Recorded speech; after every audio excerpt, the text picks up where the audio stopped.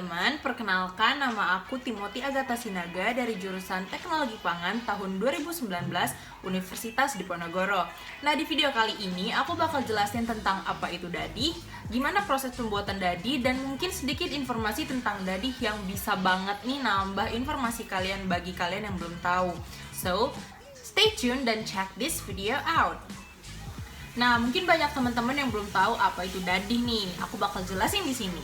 Dadih merupakan suatu produk olahan susu yang dibuat dengan cara fermentasi selama 48 jam. Dadih pada umumnya dimakan dalam keadaan mentah atau tanpa dipanaskan terlebih dahulu untuk mencegah kematian sel. Nah, dadih ini biasanya dikonsumsi berbarengan dengan ketan, parutan kelapa, bahkan dapat dijadikan minuman penyegar.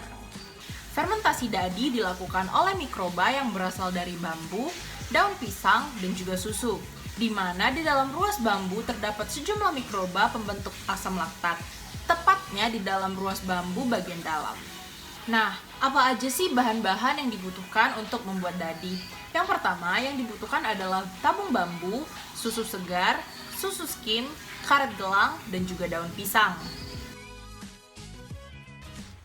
Pertama-tama, siapkan bambu yang belum dibelah dan potong sesuai ruas bambu. Lalu, siapkan bahan yang diperlukan seperti susu sapi segar, karet gelang, susu skim, daun pisang, dan juga bambu yang telah dipotong. Bambu kemudian dicuci dengan menggunakan air mengalir untuk menghilangkan kotoran dan partikel yang tidak diinginkan di dalam bambu. Perlu diperhatikan bahwa pencucian bambu tidak boleh menggunakan sabun untuk mencegah matinya bakteri asam laktat yang terdapat di dalam ruas bambu. Setelah itu, panaskan susu dan uapkan hingga volume susu berkurang setengah dari volume awal.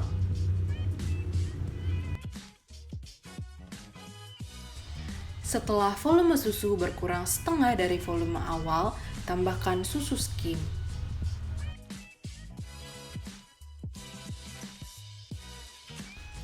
Lalu aduk hingga kedua susu tercampur.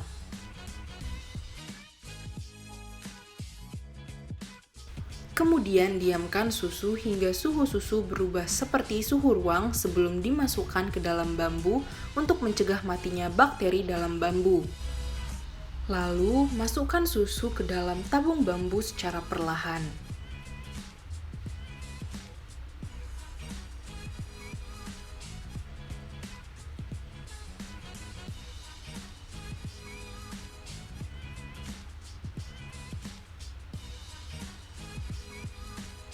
Kemudian tutup tabung bambu dengan menggunakan daun pisang dan diikat dengan menggunakan karet.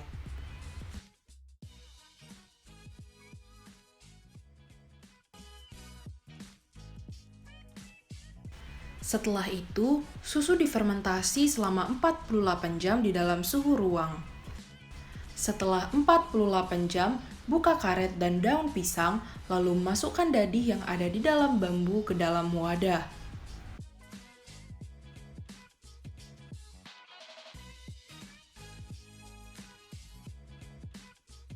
Lalu, dadih disaring untuk memisahkan dadih dan whey yang terdapat di sekeliling dadih. Letakkan dadih di dalam wadah, maka dadih sebenarnya sudah siap dikonsumsi. Dadih kemudian dipotong dan dimasukkan ke dalam wadah yang telah disediakan secara perlahan.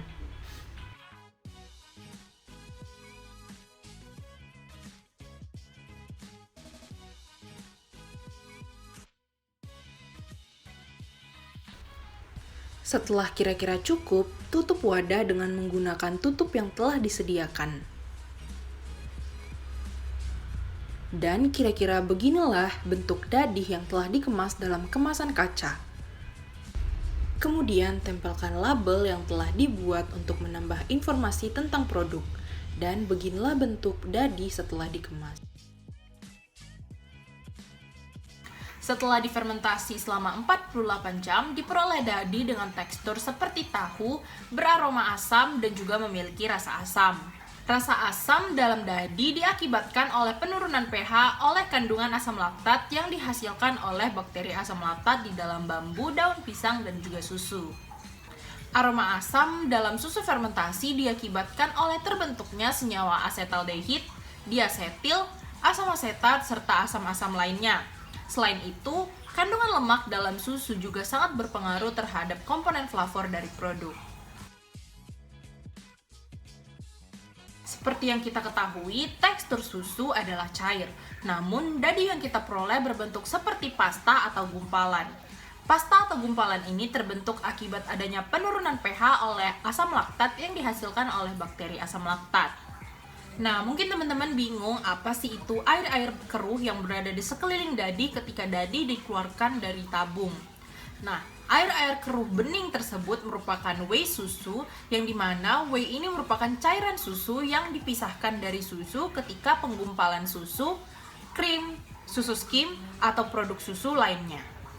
Whey yang dihasilkan memiliki 80 hingga 90% dari total volume susu yang digunakan dan masih mengandung 50% nutrisi alami dari susu seperti laktosa, protein, vitamin dan mineral.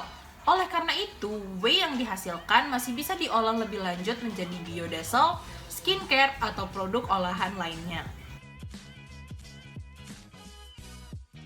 Nah, teman-teman udah tahu belum kalau rendemen susu kerbau lebih tinggi dibandingkan susu sapi? Karena kandungan protein dan bahan kering tanpa lemak susu kerbau lebih tinggi daripada susu sapi, sehingga diperlukan perlakuan tambahan agar susu sapi menyerupai susu kerbau. Nah, teman-teman, karena biasanya dadi dibuat dari susu kerbau yang memiliki total padatan susu lebih tinggi daripada susu sapi, maka dilakukan pemanasan dan penambahan susu skim. Pemanasan bertujuan untuk meningkatkan total padatan susu daripada susu sapi sehingga menyerupai susu kerbau. Dan susu skim bertujuan untuk meningkatkan kekentalan media susu sapi agar menyerupai susu kerbau. Efek pemanasan pada proses pembuatan dadi mengakibatkan turunnya kadar air, perubahan kadar protein dan pH, total asam, dan juga padatan terlarut yang juga dipengaruhi oleh penambahan susu skim. Susu skim bubuk memiliki padatan hampir 100% yang dimana dapat sangat meningkatkan total padatan susu dari susu sapi sehingga menyerupai susu kerbau. Kandungan gizi dadi lebih tinggi daripada kandungan susu yang tidak difermentasi, di mana kandungan protein dadi meningkat dari 2,28% menjadi 7,48%. Kandungan serat dadi juga meningkat sebanyak 3%, dan juga kandungan lemak dadi lebih tinggi daripada susu murni. Dadi yang memiliki kualitas baik pada umumnya memiliki warna putih, bertekstur seperti tahu atau yogurt, dan juga memiliki aroma khas susu asam.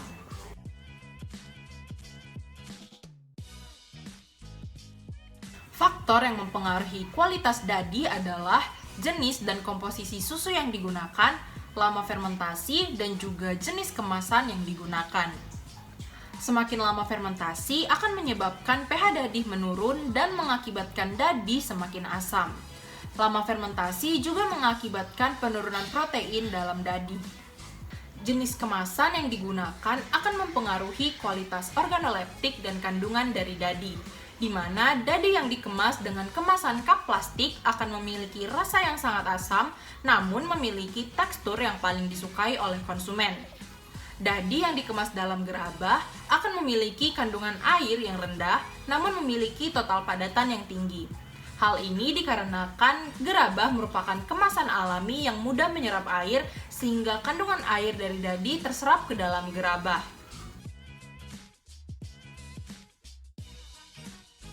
Nah, lalu apa aja sih yang menjadi kelebihan dari produk dadi ini? Dadi memiliki umur simpan yang lebih lama dibandingkan susu biasa, karena asam laktat yang dihasilkan oleh bakteri asam laktat menyebabkan pH lingkungan terlalu asam sehingga menghambat pertumbuhan beberapa bakteri patogen. Dan juga dadi memiliki kandungan gizi yang lebih tinggi daripada susu biasa, memiliki rasa dan tekstur yang disukai, dan sangat cocok sebagai makanan diet. Bakteri asam laktat yang terkandung di dalam dadi bersifat antimutagenik dan hipokolesterol sehingga dapat menurunkan total kolesterol, kolesterol LDL serum, dan total asam empedu secara signifikan. Oleh karena itu, sifat fungsional dari dadi tidak kalah dengan produk fermentasi susu lainnya seperti yogurt dan juga kefir. Nah, untuk pembuatan dadi kali ini, aku menggunakan kemasan kaca dengan tutup karet yang bersifat elastis. Untuk desain logonya dapat dilihat di sini. Dan untuk apa-apa saja yang tertera di dalam desain tersebut dapat dilihat di sini. Nah, sedikit saran nih buat teman-teman yang pengen buat dadi di rumah. Yang pertama, ketika teman-teman pengen memanaskan susu sapi dan menguapkan susu sapi hingga setengah dari volume awal, teman-teman bisa menggunakan api yang kecil untuk menghindari kerusakan nutrisi dari susu sapi. Nah, karena prosesnya yang lama, mungkin teman-teman bisa siapin kursi. Juga buat teman-teman yang pengen buat dadi namun kesulitan untuk mencari bambu, teman-teman bisa nih menggunakan bakteri asam laktat. Karena seperti yang kita ketahui tadi, kita nggak menggunakan starter bakteri asam laktat apapun, karena kita menggunakan bakteri asam laktat yang secara alami berada di dalam bambu dan juga daun pisang serta susu. Nah, karena teman-teman nggak pakai bambu, teman-teman bisa nih menggunakan bakteri starter asam laktat dan difermentasi di dalam wadah. Nah teman-teman, gak terasa nih kita udah di penghujung video. Semoga apa yang aku kasih tadi dapat bermanfaat buat teman-teman. See you on the next video praktikum. Bye-bye!